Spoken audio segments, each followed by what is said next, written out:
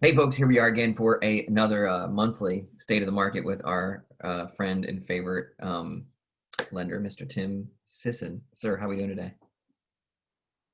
Doing well, sir. How are you? Busy, busy, busy. It's very busy. I'm very busy. You started getting your son into daycare again now, right? It's probably a little shift. He's spent some home hanging out with everybody for a little bit there, right? 4 to 5 months of shutdown creates Yeah. a little bit of separation anxiety, and it's a sad lip every morning when we drop him off. But it's getting better. And you got a chance to hang out with him. Oh my goodness. Yeah, I kind of said in the middle of everything is that it doesn't matter how many more children I have. I don't think I'll ever have the opportunity to be home for this period of time with any of those. So we, I we, mean, we soaked it up. It was good. hopefully not. We don't really want the pandemic again. So, I mean, you want to spend vacation No. time. That's the one you want to spend most of the time with your family again, right? Yeah, absolutely. But it was cool to be able to work from home for a few months, but I'm happy to be back in the office. Honestly, and we'll get to this in a second. Things are so busy that they've gotten busier since the shutdown. I can't imagine sitting at my table doing the amount of business that we're doing right now, and having the market move so quickly. We were able to do it because we had to, but being in the office and being able to have all my resources is so key right now. Yeah, yeah. Awesome. All right, so yeah, let's jump right into it. I know your time is precious, being busy and so forth. So the idea of this again is just to go over the same conversations that we are seeing on our end as realtors, and even the conversations that you are having with your clients, and just kind of updating as many people as we can who are maybe interested in the information, or maybe they're eventually going to reach out to a lender, or you want to compare their lender to some of the information you have, or just enjoy the real estate and the real estate market. So we're trying to have these conversations and spreading the word to help them get the things that they need without having to drop everything they're doing is the idea. So the first Hmm. question we Yeah. always forever every single time we get, and I know this is you can only give this answer on the 15th of September, is how are the rates currently, and what kind of trends are you seeing? Historically low. It seems like a tagline that we've been using, and it might be a sales tactic for some, just to use that phrase. But honestly, it's the truth, and the data supports it.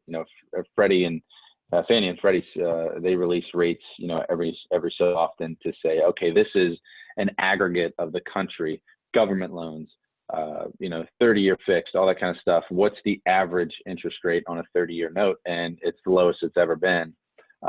So, with good credit, whether you're government or a conventional loan, you're going to be in the twos, which is absolutely, if you told me that a year ago, I would have told you were crazy. So, but you also have to know that with everything that's going on with COVID, and there are some delinquencies because people still don't, maybe are missing work or out of a debt kind of thing, that some of the marginal files, the lower credit scores and things of that sort, you can't expect to be in the twos if that's what where you are credit score wise, because there's an extra layer of risk, and we're really worried about those risky loans as an industry right now. So if you come to me and you have some credit issues, maybe you just barely qualify, don't expect to have a rate in the twos. It's a conversation I had recently, but those solid files, that is where we are right now, and it's absolutely phenomenal. Okay, that's great, and that's what that we're hearing across the board. Turnaround times. What are we looking at as far as turnaround times? I know that there's like a bottleneck. We had a lot of bottlenecks in your situations this summer. Are we still kind of seeing loans that have to, especially go through the government, taking longer to get done?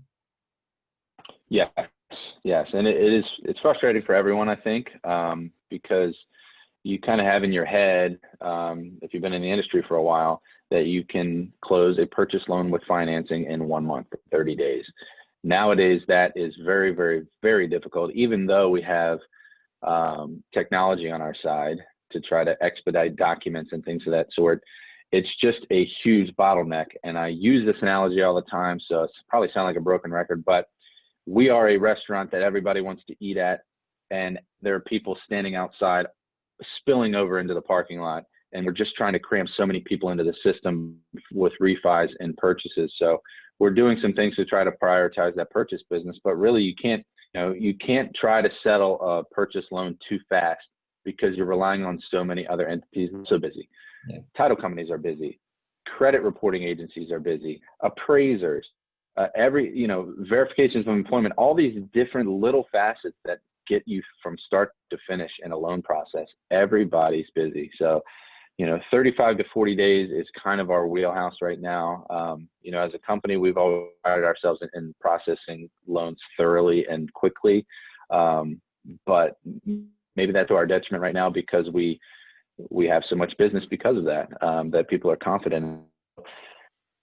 Just bear with us. If you're somebody that's getting into the market to purchase a home, don't expect to be in that home in 3 weeks after you ratify. It's just not happening right now.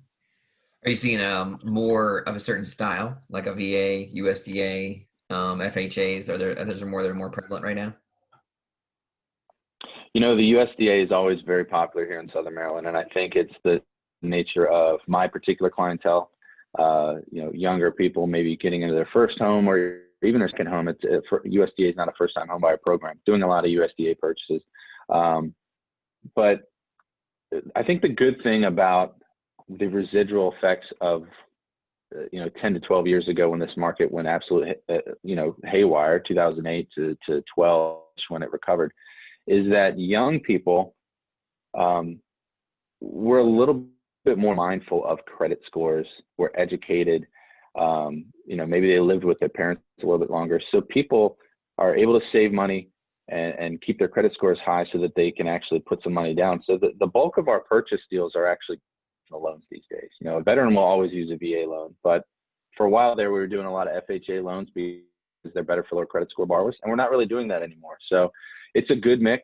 It's a good mix in Southern Maryland, a lot of veterans, but USDA conventional are pretty popular programs right now. Okay, and we've done a lot of USDAs lately. They're amazing programs.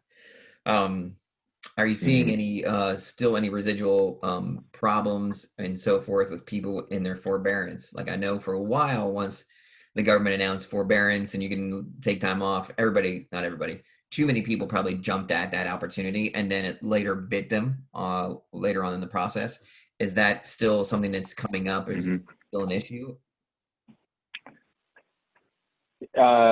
Sparingly here and there, and the good news is, as someone who tries to keep in touch with my clients after they've closed, I've had some that have come to me and ask me if it's a good idea, and I just lay it out to them. I say, look, one particular individual had lost his job and he was struggling to make ends meet, and I say, look, you're kind of who this is for. That is the scenario that it might make sense. But here are the effects later on if you decide to do this. And even underwriting guidelines are trying to catch up with what are we going to look at. If this person comes to us and reads in 6 months or tries to purchase another house, how are we going to look at it, essentially? So that is changing. So I try to advise people, if you absolutely have to do it, if putting your next meal on the table will actually take place if you don't make a mortgage payment, then obviously do it. But if you can do it, try to, because you might set yourself up for later on when you have all these backed mortgage payments as all this payments all of a sudden become due. It's a tough conversation to have, but it's only a few. It's not a lot. I'll say that. Because I am worried, and people do ask me once in a while. Usually, I defer to you, but my generic answer is always like, if you can still make payments, try to do that, because it doesn't seem like it makes sense in the long run. Banks want their money, so they're going to get it one way or the other. Well, we've also been told if that word comes up in the middle of the loan process, red flag. If you're entering into a mortgage transaction already thinking about forbearance, we need to stop there. Yeah. Because we're expecting as a lender to get our payments when we're approving your loan. And if you're already planning on not giving us money, we're not going to give you money, So yeah, if we hear that from anybody, we have to squash it right away. That's terrible. All right, cool, man. I won't do much of your time. That was great information. Rates, types of loans, forbearances, all these are the questions that we're getting from our people. So I hope this helps educate some people. If you have additional questions, it's very easy to find Tim. He's on social media all over the place. You prefer giving out website, email? What is your preference? Yeah, I mean, you can email me at tsisson@home.com. But I'm a guy that puts out my cell phone. Feel free to text 443-624-035. Call, text, that kind of things. But loanswithtim.com, you can get a lot of information there too. Yeah, awesome, sir. I appreciate your time, and we'll hit you back up again next month to see how things are going. Hopefully, still pretty positive, and still hope to keep you busy, keeps you out of trouble. Love it. Thank you, Billy. I appreciate it, buddy. Yeah.